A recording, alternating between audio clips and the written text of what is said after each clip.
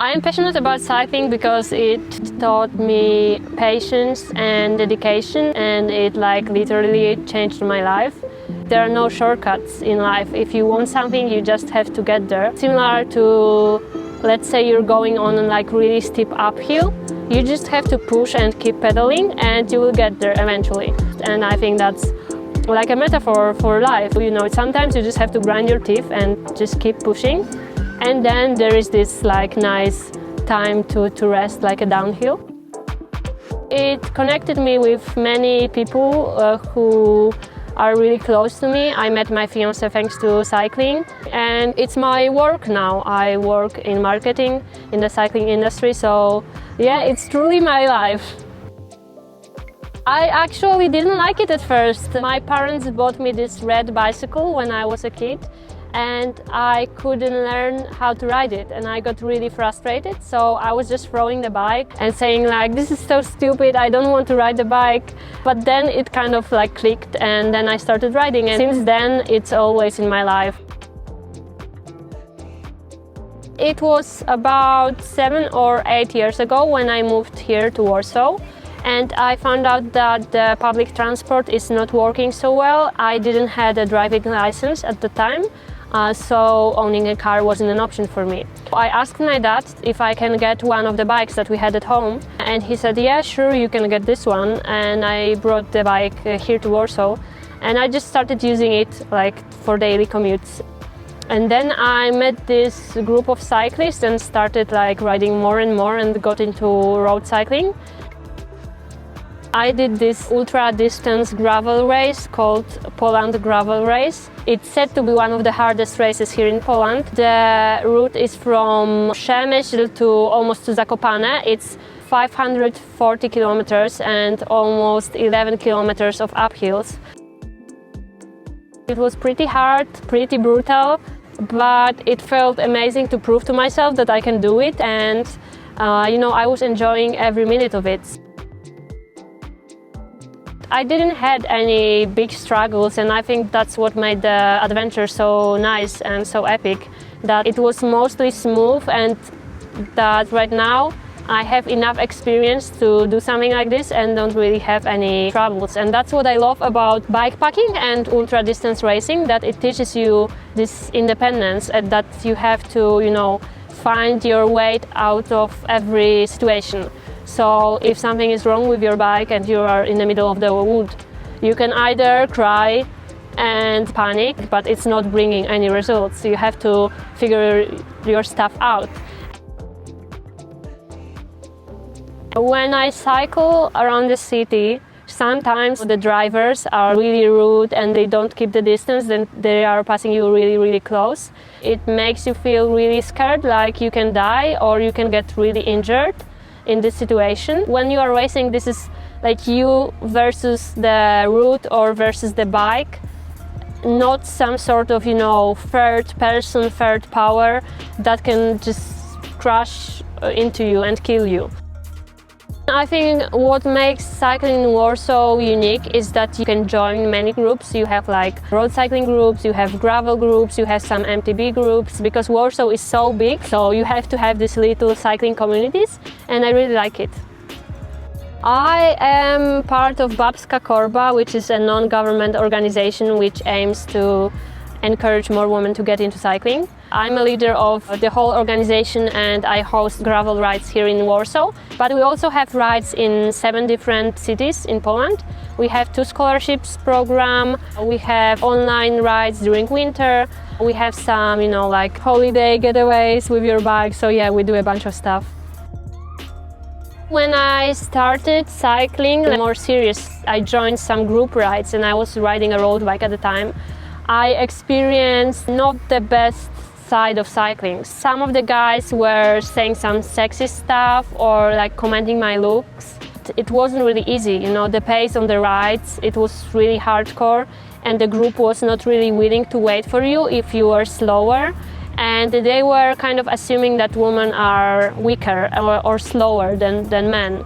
Even though it wasn't true, I was pretty strong at the time, and I'm still am. So I decided that I want to change it for, not for me, but for the future generations and for the women that will come after me.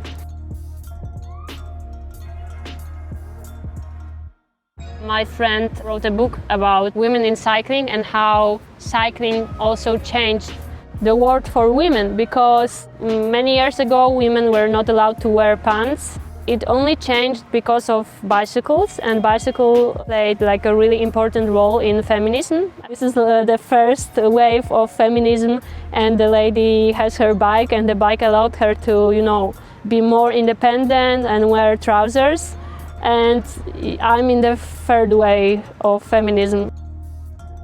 There will probably be, still a woman wearing any type of clothes, because what we try to focus on also in Babska korba is that you don't have to have like some sort of specific, you know, cycling apparel, because obviously it's an industry, and this industry will try to tell you that you have to have expensive clothes or expensive bike. It's not true. You can ride any bike in any clothes, like wear a hoodie or whatever. And maybe with a set of bikepacking bags, because for me it's also like a synonym of freedom. You can go wherever you want and stop whenever you want, so maybe something like this, yeah. I used to work for a big cycling brand that used this all feminist movement and all of these slogans to sell bikes to women and try to look as this modern woke company. And if you looked inside, and I had this look inside, women were treated like they were less and their voice was not really heard. And yeah, that was pretty upsetting, and I'm happy that I don't work there anymore.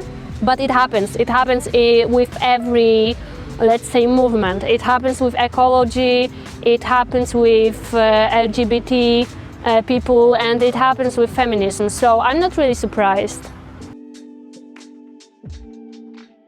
How would I convince a friend to try riding bike instead of the car? I would try to take them on a ride and show them that it's not really that hard, and you don't have to go really fast, and you don't get really sweaty, and that it's like easier and faster than riding your car, and show them that here in Warsaw you have so many bike lanes that right now basically you can get from any point to any other point without riding on the street, because I know that people are afraid of riding on the street with cars nearby. If I was elected mayor of Warsaw, I would keep on building new bike lanes, and I would stop the cars from riding to the city center. I know it seems like it's not really bike related, but I know that many like Western capitals, London, Paris, they are doing this. And if you ban the cars from the city center, then people have to use some other means of transportation.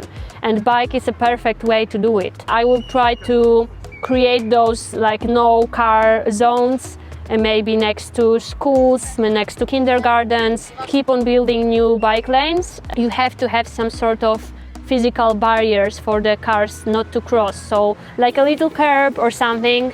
And on the most congested bike lanes, I would make them bigger and maybe like 2 different lanes so people can move like faster. And also one more thing, I would clear the snow away from bike lanes during winter, because that's the thing that's not happening here in Warsaw. And last winter I fell because I was riding on the bike lane and it was like really thick snow there.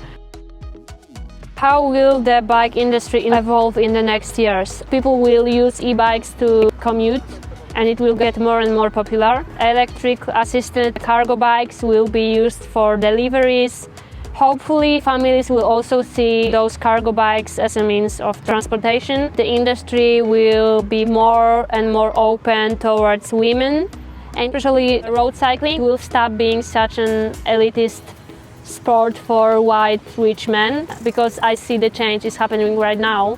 It's not happening fast enough for me, but it is happening. So I think we will globally see more people of color riding in the big races like Tour de France. Gravel will keep on growing until it will reach this tipping point and people will just switch back to mountain biking. So that's my prediction. We will see. We have to talk in a few years and see if that's correct. We have to change the way we look at cycling. It's not only something you do for fun, like a sport, but it's also one of the most sustainable way to move around the cities. If you look at the predictions, by 2050, 80 or 70% of people around the world globally will live in the cities. So they have to have something to move around. And seeing how the prices of gas are going up and seeing what's going on with climate change, it's like not responsible to use a car. Especially if you see cars, there are usually like one person sitting inside, and that's not really okay to do that. And I think people will get there. They will eventually realize that using a bike is beneficial for the environment, for the people around you, for your own health, not only your physical health, but also your mental health, because you feel good. I think it's like the next thing in transportation. Be nice to each other, no matter if you are a driver or a cyclist. Just be polite and remember that the other person is also a person, not some sort of object. So yeah, be respectful and polite.